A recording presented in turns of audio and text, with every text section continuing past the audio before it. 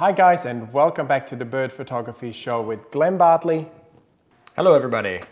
and me, Jan Wegener. Thank you guys so much to all of you who have purchased our Pro sets and who have been enjoying them and using them and sharing that feedback with us. That was exactly the idea. We're so happy that they're giving you better results and saving you time. Totally, and I actually love using them myself as well. On my new computer, I hadn't installed them and I almost felt lost in Photoshop. So one of the first things I did was installing the Pro sets because it just speeds up the whole process so much. Totally. Like as many of you know, if you watched the last episode, I just got back from Panama and I have like a whole, I saved like 600 files from that trip, and processing through the raw files with those, just literally like open up a batch, apply, jack of all trades, you're halfway there. So yeah, anyways, if you haven't checked them out, definitely check out the link in the description. And for those of you who have, thank you so much. What about the Nikon, the Z9? On my YouTube, I saw Jared Polin had gotten probably one of the very first ones. He's a huge YouTuber if you don't know him. I thought it was an interesting review. It seems like they certainly made a big step ahead, but just from the tracking examples, there still seems to be a little bit of confusion at times where the camera just jumps off the bird onto like a rock or something, and that doesn't really seem to happen with like an A1 or an R5. I think for Nikon, it's a big step. Sounds like in both the Nikon and Sony platforms, you don't have as much user control over the specific autofocus like case setting, which can be very helpful for birds in flight to dial in those to be the most sticky on the bird. Because what we want is to be able to pick the bird up, and once you've got it, that it just sticks to it. If it goes in behind a tree or if you move off of it or anything like that, that's what you really want. And I'm not going to comment on whether the Z9 does that. We don't know. I mean, his tests, the bird was super far away. It was not a good test. And I'm not ripping on him. He clearly also admitted that. But basically, we need to see some real bird photographers with the Z9 and to see some real reviews, and that'll be really exciting. To sum it up, I think we can definitely say that the Z9 is a huge step in the right direction comparing it to all the other cameras. There will always be things that one brand does better than the other brands, and so hopefully it's at a level now where it at least is very, very usable and people will be happy with the autofocus. Canon Rumors recently said that 2022 is going to be the year of the camera body. So apparently there's going to be a lot of more cameras to talk about in the near future. It should be pretty obvious, but none of them are going to be DSLRs. The DSLR is dead. There will never probably be another DSLR. They're all going to be mirrorless cameras. So what are you excited about some of these new bodies? Well, I'm definitely looking forward to the R1 whenever it comes out, because from what we've seen with the other brands, it will likely be in the 50 to 60, maybe more megapixel range, 30 or more frames per second. And that sounds like a camera that would be very hard to pass up on if it has all those specs. And then there's the often talked about R7 or whatever R it will be, that will be a crop sensor APS-C R series camera, but we still don't know if it's like a small camera like that M sort of line, or if it's the long awaited R7 that might never come. Maybe the R7 will become that long rumored R3 or EOS 3. Yeah, maybe. That never 3D that never came out, so we don't know. Well, they need to replace, like, I can't imagine Canon. The Rebel lineup has been, like, I literally remember when I was a kid, like, watching, like, Andre Agassi, the tennis player, like, being a Rebel. Like, I just cannot see them abandoning that, like, trademark of they're gonna make a mirrorless Rebel. I will be shocked if they don't, but that might be the crop body. They might not ever come back to, like, a prosumer one, maybe, because they just figure, like, why don't you just buy an R6 or an R5? I don't know. And that's one way to distinguish it from the R6 as well, if they drop it well below. And I mean, they still need a few more cheap sort of entry-level mirrorless cameras as well. I mean, the RP is already at a reasonable price, but if they had something in the like $500 to $600 range, that would probably get a lot of people to just enter into the system. What about you guys? What are you excited about? Whether you're a Nikon shooter, a Sony shooter, a Canon shooter, what are you excited about? What do you think might be coming in 2022? Let us know down in the comments. Oh, there was actually one more interesting thing I saw. Didn't Nikon announce the production or development of like an 800 f6.3 lens, What do you think of 800mm lenses in general? I always think it's kind of a difficult focal length. It's really good at times when the birds are really small or further away, but whenever I've used an 800, I got myself into situations where I'm like, oh, I really wish I didn't have that much focal length. Well, it's all about the minimum focus distance. Like if they can make that lens with a minimum focus distance similar to like a 600 or something, then it could be good. But otherwise, I mean, I think it's kind of interesting. I'd love to see it because there is, I think, going to be more of a place for those sort of slower lenses that might be a nice compromise. Okay, think of it this way. Our ISO performance has gotten dramatically better in the last little bit. And one of the things as bird photographers, I don't know about you guys, but if you carry around a super telephoto lens on a tripod, I certainly wish it was lighter. So like, to be honest, would I be willing to trade a stop of light and a stop of ISO performance for a lens that was like 4 or 5 pounds lighter? Probably. So if it can focus close enough, I wouldn't mind like a 600 or an 800 that was a stop slower potentially if it was way lighter. But we'll have to wait and see, I guess, how the optics are. I don't know. I didn't see any of those specs it was just pretty vague what I saw. Well, I assume it will be between 2 and 3 kilos, hopefully, so a bit lighter, hopefully close to that 2 kilo mark. But yeah, I think if it's around that, it will be quite interesting.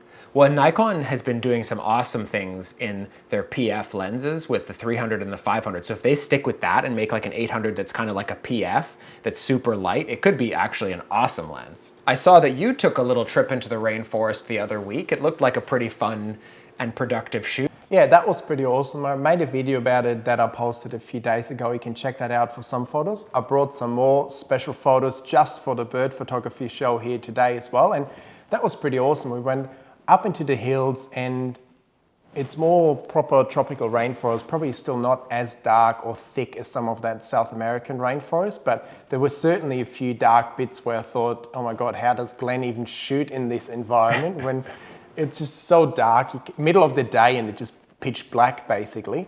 But yeah, it definitely looked like some cool species. You know, I saw that you were shooting a bit at some feeders and then you were also in the field. So what were some of the cool birds that you were after at the feeders where you were?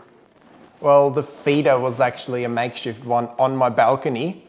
So because there's a lot of cabins and the birds just have people feeding them, so you can just put like a couple little bits of apple or something on the rail and they will come. So you can grab a branch, attach it to the rail and you get some pretty nice shots because some awesome birds are like Regent bowerbird, satin bowerbird and green catbird. And it's not really species that you would just get in the rainforest walking around. They're just up in the tree and you don't really get to see them at all. So that was a really unique opportunity, pretty challenging light because you have a really bright background and then the balcony has a roof. So there's literally zero light on the birds.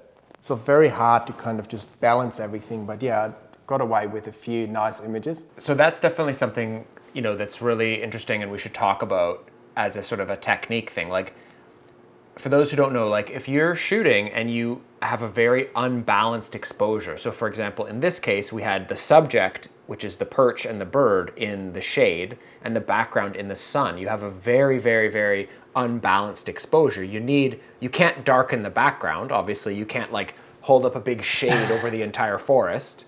So your only option is, of course, to lighten the subject. And the only way to do that effectively is to use flash. So while we've been saying over the last recent little while that neither of us has been using flash all that much with the R5, but here's why you still need to know how to use flash. Because if you didn't have flash, what kind of photos could you have gotten there?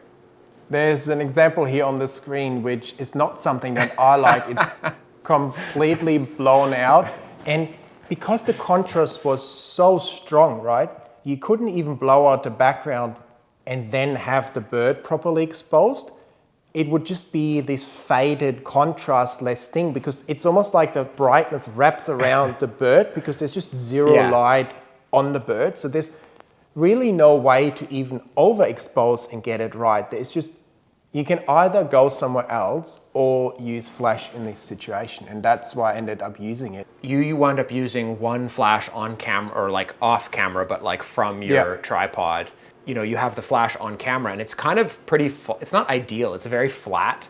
And so you have this sort of like uniformly lit thing. So as an example to the audience, if you're at home or outside or whatever, and you hold up your hand, there's a natural gradient of light, right? Like from brightest to darkest, there's a natural shadow. When you use heavy fill flash, you have no choice. You can't maintain that gradient. There's no way to do that. You just have to light the subject and then probably just deal with it in post-production. As you say, in the end, you have to kind of create that gradient in the editing then. Like often I'll just darken down areas that the flash made a bit too bright, and then other areas that are a bit too dark I lift with a few different curve layers, and that way I'm really able to then in the end create a nicely balanced image. But this is probably the toughest light situation you will come across, when there's literally, I don't know, 6, 7, 8, 10 stops of light between your background and the bird. It's super hard. The only good thing was, because it was fairly dark, I actually didn't have to use very strong flash. It was fine at like 16th power or something in manual mode, so it didn't actually have to be too low, because too high. Because the other problem is, if you have to shoot at like half power, then your flash just doesn't recycle. And then you have a fast frame rate, but your flash only flashes every 8th shot. Yeah, I saw your like screenshots of that, and it looked like definitely a challenging scenario. But this, like I said, you still need to learn to use flash. And if you want to do that, check out my ebook on flash. And you still need to learn how to use Photoshop. And if you want to learn to do that, you should probably check out Jan's masterclass as well. Now, of course, it's nice to have a productive set of feeders, but it's also great to go out and walk in the rainforest and find other birds. So what were some of the other birds that you found away from the feeders while you were there? It's actually interesting that you mentioned that, because recently I start to, well, maybe not get bored with setups, but I start to find them a bit more one-dimensional in terms of what you can do, especially if it's one where you're so restricted by the differences in the light. I felt like I could only take one kind of image there. And so I actually really enjoyed grabbing the 100 to 500 and just walking around a little bit and taking some photos and videos of just some birds that I could just see around. And there's this really elusive bird that in this particular spot can be quite approachable sometimes, and that's that eastern whipbird that does make this crazy call. And this bird had a young bird with him, and for some reason he would just jump up on like a nice open perch every few minutes and just make its call.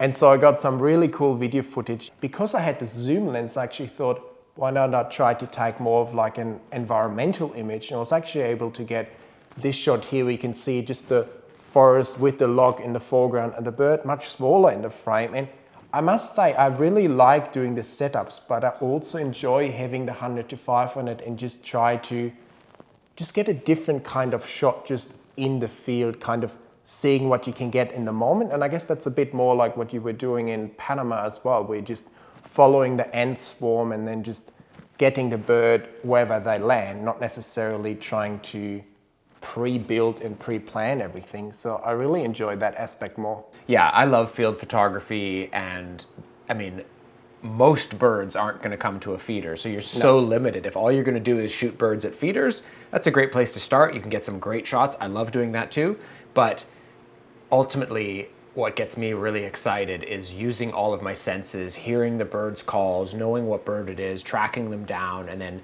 hopefully getting that great shot. And that to me is what bird photography is all about.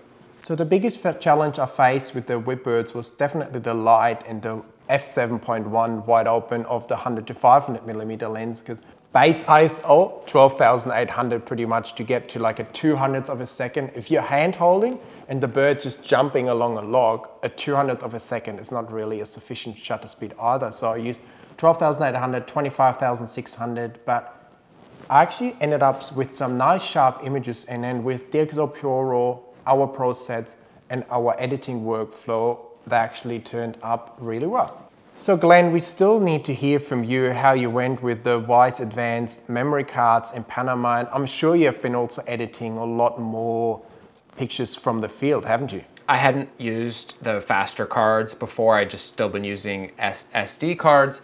What was awesome was after a long day in the field, out shooting all day, sweating, I'm tired, and I've shot, 150 gigabytes of images. And on those old cards, and my old card reader, it would have taken literally probably like an hour and a half to download all those cards. And that's just the last thing you want to do at the end of the day. And it was so nice to just pop it in there, and it's like 6 minutes. You're like, whew, barely have time to have a shower. So that was awesome. So I really have become a real convert to the faster cards because, on a heavy field trip like this was, where I was shooting all day, every day, it really does make a difference in just like your kind of enjoyment of the process. So yeah, stoked on those. And yes, lots of editing has been happening. So then for you would probably pick the bit cheaper blue cards, right? Because you didn't feel like the much faster silver cards in the field had much of an advantage for you. Because for me, with like 8K filming and doing a lot of full RAW, 14-bit RAW files, especially in this last trip, having this faster silver card was definitely worth it. But for the average person, this blue card at a very attractive price point would probably be the best option. Is that what your experience was as well? Yeah, I think so. So now that you've downloaded these tens of thousands of images that you've probably taken in the rainforest on your computer, what do you do then? Like, do you have any tips for people to quickly go through that many files? And what you do in the field and then what you do back at home? Right, I'm guessing I shot about 30,000 frames in Panama, something like that. There's no way I'm gonna bring all those home with me. Like, for me, always part of my process each day if possible, and again, another reason why I want to get them on my computer as quick as possible is so that before bed I can hopefully just go through at least the first pass through them and delete probably at least 50% of what I've shot each day. Always trying to be like constantly binning the bad photos and just whittling it down.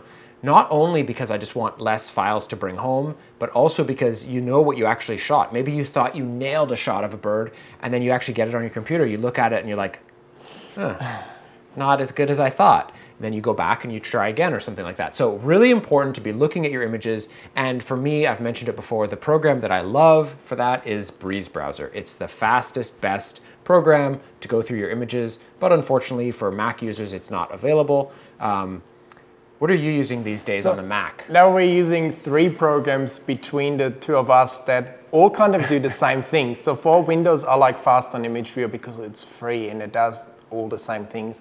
I'm using Photo Mechanic. But can you zoom in on 4 images at a time in that one? You can. Okay, so that's very the key. Easily. Yeah. So that's really good. You can't on the one that I'm using on my Macs now. That's the Photo Mechanic. It's pretty good. It's really, really fast. Like on that M1 Max MacBook Pro, it's definitely the fastest I've ever used. You can scroll through the videos. It also plays your 4K videos, no problem, in that viewer. So that's really cool. But it's pretty expensive and you can't see 4 images at the same time, so that's definitely a downside. But it's the only program for Mac I've found that does what I needed to do. And you can actually tag and color tag the images really nicely, so that works really well. And it's what I'm using now for Mac, and it's what I would probably recommend because it's the closest thing to the 2 other programs that we're using for Windows. My goal, by the time I get home, by the end of the trip, I always like to get it down to pretty much just my keepers. And I also want the files all to be renamed. So I use the batch renaming in Breeze Browser to rename all the photos by common name. And that way when I get home, like in this case, I got home, I had like 600 files and they're all renamed and I'm ready to go. I'm ready to get into the digital darkroom and start processing those raw files. Yeah. So the first step is, actually, before I get into what I was gonna say, the first step, what I really like to do, because 600 is still a lot to deal with. So usually what I'll do is I'll go through the folder and I'm looking for just my favorites, like just the ones I really want to present initially and edit up the first maybe 100 files or something like that. And usually what I do in Breeze Browser is as I'm looking at them, I quickly just hit Control, if I like one, I hit Control R, which is to rename, and I just quickly add an underscore at the start of the file name, because what that does is in the folder, if you sort the folder alphabetically, it bumps it right up to the top. So all of the favorites, I'll just add an underscore and then they're all up at the top. And I know that I've because I don't want to get confused later and not know which ones I've edited. So this way I've isolated my favorites and I know which ones those are, and then I can move on into the raw processing. See, and I do it similar, but I just color tag them or star them. But it's definitely important while you're going through to have a few shots where you're like, wow, I nailed that one, mark that one, because in a folder of hundreds of files, it's very hard to find it again. So definitely a good tip there. And to be clear, this is not the way to do this. There's many ways to do this. Everybody has a different system, but the critical thing is that you have a system, because so many people don't. They'll take those 30,000 files, they won't go through them in the field, they just fill hard drives with them. You get home, you get busy, chores to do, other things in life, and then you just have this giant folder full of 30,000 images, and then so you just go, oh, maybe I'll just edit this one, and I'll just edit this one, and I'll edit this one, and you don't even know if those are your best photos. You don't know if it's the best one of that species. So at this point, it's time to start taking those images and putting them through DxO Pure Raw. You know, as we've mentioned in the rainforest, we're often using higher ISOs. So I love DxO Pure Raw. I'll just smash all of them through there. You don't have to do anything. You just drag them in, pretty much hit go. You could do a whole batch at once, go make a coffee or whatever, and then come back. And now you've got a DNG file that's ready to go into Adobe Camera Raw. And Jan, what do you think might be the first step when I go into Adobe Camera Raw? I'm sure you pick your favorite pro set to just get your images right with one click. So it's pretty cool. DxO, one click, get your DNG with no noise. ProSet, one click, get a great starting point. You probably saved a few hours there if you're editing a few hundred images. Absolutely, that is exactly right. You have selected the right answer, Jan. Good job, gold star. Totally, like I can add a whole bunch of raw images to process, and then just with one click, select a great starting point. So for me, I usually use one of our jack of all trades, either the vibrant jack of all trades with a slightly bit more contrast. I like that one. Or just the regular jack of all trades with more contrast. Those are kind of my two go-tos, at least to get started. So I'll just click on that, and then that's going to apply that to all those. They already all look pretty good, and then you can just move through and make any tweaks. So now you're almost finished with just 2 clicks, how you bring the price home and get to that elusive final great looking image. To do that, I move into Photoshop. And I've kind of, over the many years of using Photoshop, developed kind of a nice like general action that I like to do kind of through each file. And I love to automate that in an action, which is like, if you don't know, it's like a little recipe that sort of like walks you through a set of steps. And of course you can still make changes to each of those things, but it just keeps you on track, and really, for my money, it really speeds you along. So what I would do is, I would just pick a file that I'm interested in editing, like this fiery build Arasari would really jump out at me. And I just open that up, and then I can start working through my action that I do on every file. Not every image is the same either, right? You can only automate things to a certain degree. There will be things, of course, on images like a little thing to clone out, or specifically dark area. You can't automate everything. I know you talk about a lot of that in your ebooks as well, how to optimize your workflow and how to do all the actions and stuff. But in the end, you still also need to learn how to treat little bits here and there to actually get every image to that finishing line. Yeah, that's absolutely right. Like, what I like to think of it as is that phase that I just described is something that I would call like global adjustments. So you're still mostly looking at the whole image. I'm not worried about cloning or, removing this little speck from the side of the bird's face or something like that. I'm going to do that after. So I'm going to work through my action. I'm going to get the global settings, the brightness and the contrast and the saturation and the noise and everything looking great. And then I'm going to look at targeted adjustments, selective adjustments, where I could, that's when we get into like cloning or, selectively darkening things or lightening things, or really whatever might need to happen to make the image its absolute best. So you're totally right there, Jan.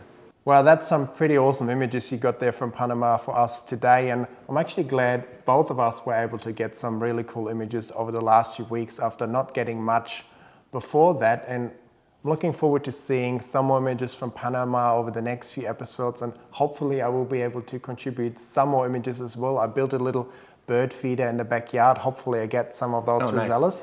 In one of the next episodes, I'm going to be sharing way more behind the scenes footage from my trip to Panama, so you can look forward to that. But for now, we just want to say a big thank you for watching today, and we hope we'll see you in the next episode. And like always, make sure to like the video, subscribe, and leave us a comment, and we will see you in the next video very soon. Bye guys. See you next time.